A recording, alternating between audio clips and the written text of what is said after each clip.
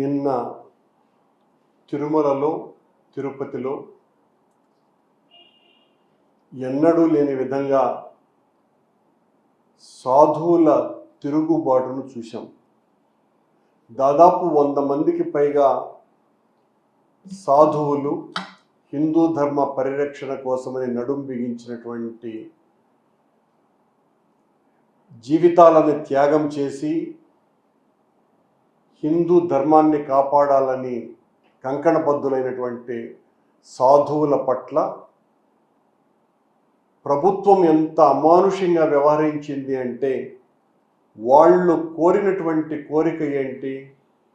గతంలో మేము ప్రభుత్వంలో ఉన్నప్పుడు మేమేదో ముంతాజ్ హోటల్కు అనుమతులు ఇచ్చామని మా మీద ఇష్టం వచ్చినట్టుగా మాట్లాడినటువంటి తెలుగుదేశం పార్టీ, జనసేన పార్టీలు, బీజేపీ పార్టీలు వాళ్ళు అధికారంలోకి వచ్చిన తర్వాత అదే హోటల్కు అనుమతి ఇవ్వటం. అంతవరకు మేము అనుమతులు ఇవ్వలేదు. ఆ హోటల్కి అనుమతులు ఇచ్చినందుకు ఇది అన్యాయము అని నినదించినటువంటి సాధు పుంగవులను రౌడీల కంటే, సంఘ విద్రోహుల కంటే నీచాతి నీచంగా చూసి పశువుల్ని తోసినట్టుగా తోసి వాళ్ళనందరినీ కూడా ఒక పనికిమాలిన వ్యాన్లలో కుక్కి వాళ్ళనందరినీ బాకరపేట అడవుల్లో వదలటం జరిగింది. బాకరపేట పోలీస్ స్టేషన్ దగ్గర. ఎంత దుర్మార్గంగా వ్యవహరిస్తుంది! హిందూ ధర్మ పరిరక్షణ కోసమని మేము ప్రాకులాడతాం, కట్టుబడి ఉన్నామని చెప్పేటువంటి చంద్రబాబు నాయుడు గారు, పవనానంద స్వాముల వాళ్ళ హయాంలో తిరుమల చరిత్రలోనే ఎన్నడూ లేని విధంగా దాదాపు 2000 సంవత్సరాలకు పైగా లిఖిత చరిత్ర ఉన్నటువంటి కొండ మీద ఇలా సాధువులు తిరుగుబాటు చేసినటువంటి సంఘటన ఒక్కటి కూడా లేదు. అలాంటిది ఈ రోజున కూటమి ప్రభుత్వం చేస్తున్నటువంటి ఈ అరాచకానికి వ్యతిరేకంగా వాళ్ళందరూ తిరుగుబాటు చేస్తే, నినదిస్తే వాళ్ళ పట్ల సంఘ విద్రోహక శక్తుల పట్ల ఏ రకంగా అయితే వ్యవహరిస్తారో అలా ఆ కాషాయాంబరదారులనందరినీ కూడా ఈడ్చి పారేసింది కూటమి ప్రభుత్వం. ఇంతకంటే హిందూ ధర్మానికి అవమానకరమైనటువంటి సంఘటన భారతదేశంలోనే జరగల. అది మత కల్లోలాలు ఉన్నటువంటి ప్రదేశాలలో కూడా ఈ రకంగా సాధు పుంగవులు ఏదైనా ఒక ప్రశాంతమైనటువంటి వాతావరణంలో ఏదైనా ఒక ప్రదర్శన చేస్తే అలాంటి చోట్ల కూడా, ప్రమాదకరమైనటువంటి చోట్ల కూడా ఈ రకంగా వాళ్ళ పట్ల ఇతర మతస్థులు కూడా వ్యవహరించాల. కానీ హిందూ ధర్మాన్ని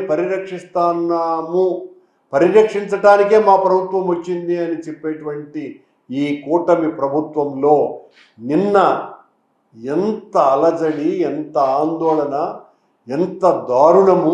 వాళ్ళు కోరినటువంటి కోరిక ఏంటి? మీరు చెప్పినదే కదా, అక్కడ ఆ హోటల్ నిర్మాణాన్ని ఎట్టి పరిస్థితుల్లోనూ జరగనివ్వము అని చెప్పింది చంద్రబాబు నాయుడు గారు, పవన్ కళ్యాణ్ గారు. దానికి మద్దతు పలకమని ఈరోజు మీరు ఇచ్చినటువంటి జీవోకు వ్యతిరేకంగా వాళ్ళు గత కొద్ది కాలంగా డిమాండ్ చేస్తున్నారు. ఆ సాధువులంతా కూడా ఈ రోజున వాళ్ళు మీరు ఎంత మొత్తుకున్నా వినలేదు కాబట్టి సాక్షాత్తు వెంకటేశ్వర స్వామికి నివేదించాలని కొండకు వెళ్ళటం జరిగింది.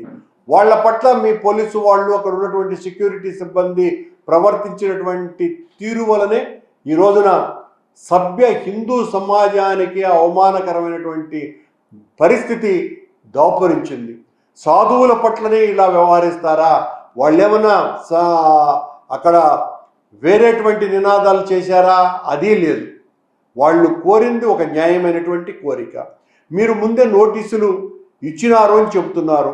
నిజంగా వాళ్ళు ఆ రకంగా ఆందోళనలు గుడి నిబంధనలకు వ్యతిరేకంగా చేస్తారు అని అంటే వాళ్లను అలిపిరి దగ్గరనే కన్విన్స్ చేసి స్వాముల వారు ఇలా చెయ్యకూడదు అని వాళ్ళను వేడుకోవాల తప్ప, మీరు రాజకీయ నాయకుల్లో లేదా గూండాలలో చూసినట్టుగా మీరు చూసి వాళ్ళ పట్ల ఇంత అమానుషంగా వ్యవహరిస్తే హిందూ ధర్మానికి మీరు చెడ్డ పేరు తెచ్చినటువంటి వాళ్ళు కారా?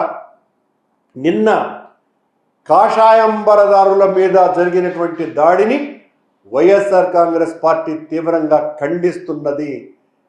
ఇలాంటి పనులు చంద్రబాబు గారు, పవనానంద స్వాముల వారి హయాంలోనే జరుగుతాయి తప్ప ఇంకెవ్వరి కాలంలోనూ జరగవు. ఈ రకంగా సాధువుల మీద చేయి చేసుకోవటం అన్నది చంద్రబాబు గారి పాలనకే చెల్లుబాటైంది. నేను మొత్తం హిందూ ధార్మికతను కాపాడాలని కోరుకునేటువంటి పీఠాధిపతులు, ధార్మికవాదులు, సాధువులు వీళ్ళనందరినీ కూడా ప్రార్థిస్తూ విజ్ఞప్తి చేస్తున్నా ఈ రకంగా ఈ కూటమి ప్రభుత్వం ఇంత దుర్మార్గంగా వ్యవహరిస్తున్నది. మొత్తం ఇవన్నీ కూడా వీడియోల ద్వారా బయటికి వచ్చేసి ఆ సాధువులందరినీ కూడా మిడబెట్టి తోస్తూ ఆ వెహికల్లో ఎక్కించటం అన్నది, ఇలా ప్రవర్తించటం అన్నది కరెక్టా? ఇలా చెయ్యటం సభ్య సమాజం అంగీకరిస్తుందా? ఇలా చెయ్యటం హిందూ ధార్మికతను పరిరక్షించటమా? వాళ్ళు ఆందోళన చేస్తే ఆ ఆందోళన కొండ మీద చేయకూడదు అని ముందే వాళ్లను కట్టడి చేసి, వాళ్ళను కన్విన్స్ చేసి, వాళ్ళ ఆందోళనను అలిపిరికి పరిమితం చేసి ఉండాల్సినటువంటి బాధ్యత కూడా మర్చిపోయి ఇక్కడ మాత్రం చోద్యం చూసి అక్కడ మాత్రం వాళ్ళ పట్ల ఇంత దుర్మార్గంగా వ్యవహరించటం, సాధువులు అన్నటువంటి విషయాన్ని చూడకుండా కాషాయం వేసినటువంటి వాళ్ళ పట్ల దైవ సమానులుగా భావించేటువంటి మన హిందూ సమాజంలో అత్యంత పెద్ద ధార్మిక క్షేత్రంలో కూటమి ప్రభుత్వంలో కూటమి ప్రభుత్వ పోలీసులు, విజిలెన్స్ ఆఫీసర్లు, అక్కడ ఉన్నటువంటి సెక్యూరిటీ గార్డులు వీళ్ళు ప్రభుత్వం యొక్క అనుమతితో చేసినటువంటి ఈ హిందూ ధర్మం మీద కొట్టిన దెబ్బ అంతా ఇంత కాదు అని మేము భావిస్తున్నాం. మొత్తం హిందువులందరూ కూడా అదే రకమైనటువంటి భావనలో ఉన్నారు. నిన్న వాళ్ళ మీద జరిగినటువంటి ఈ పాశవిక చర్యను పూర్తిగా ఖండిస్తున్నాం. నిన్నగాక మొన్న తిరుమలలో ఒక తాగుబోతు నన్నెవడు పీకుతాడు, నన్నెవరు అడ్డుకుంటారు అని ఒక మహిళను చెయ్యి చేసుకోవటమే కాకుండా నేను లోకల్, మీకు ఎంత కావాలి అయినా కూడా ఇక్కడ మందు దొరికిస్తా, మందు తీసుకొని వస్తా, అందజేస్తా అని చెప్పినాడు. అంటే దాన్ని కూడా అక్కడ ఉన్నటువంటి సెక్యూరిటీ గార్డులు చోద్యం చూస్తున్నారు, అతని మీద చర్య కూడా తీసుకోకుండా. ఆ తర్వాత లాక్కెళ్ళారు, అది వేరే విషయం. అంటే ఒకడు ధైర్యంగా ఈ కూటమి ప్రభుత్వం నన్నేమీ చెయ్యదు, నేను అది కూడా వెంకటేశ్వర స్వామి ఆలయం ముందరనే ఓ తాగుబోతు వెధవ ఇంత అసాంఘికంగా ప్రవర్తిస్తే ఏ కాడికి వెళుతుంది వీళ్ళ ధర్మ పరిరక్షణ? పవనస్వాముల వారు మీరు మాటలు చెప్పటమే తప్ప, మెట్టు కొడగటము, బొట్లు పెట్టడమే తప్ప ఈ రకంగా సాధువుల మీద దాడి చేస్తే దిక్కులే, తాగుబోతు వీరంగం చేస్తే ఈ పరిస్థితి రాకుండా చూసుకోవాలనే దానికి దిక్కులే. ఇంత అరాచక పోకడలు సాక్షాత్తు వెంకటేశ్వర స్వామి ఆలయ ప్రాంగణంలోనే జరుగుతున్నాయి.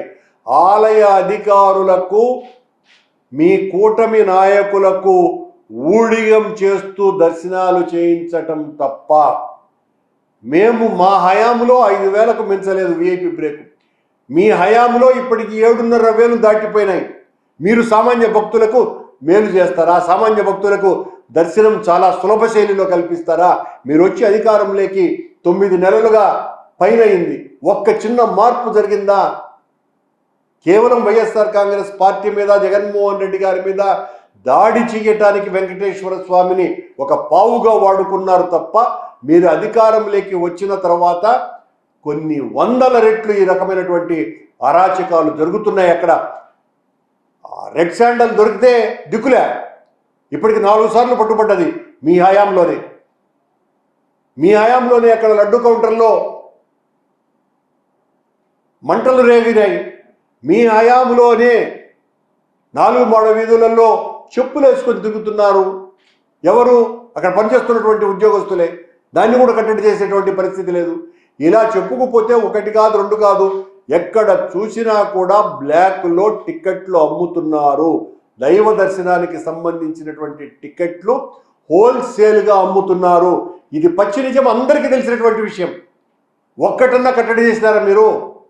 ఒక్కటి కూడా కట్టడి చేయకపోగా అత్యంత పరమ పూజ్యమైనటువంటి దాదాపు 100 మంది స్వాముల పట్ల, సాధువుల పట్ల అమానుషంగా, అమానవీయంగా, కర్కశంగా కూటమి ప్రభుత్వం వ్యవహరించింది. దీన్ని తీవ్రంగా ఖండిస్తున్నాం.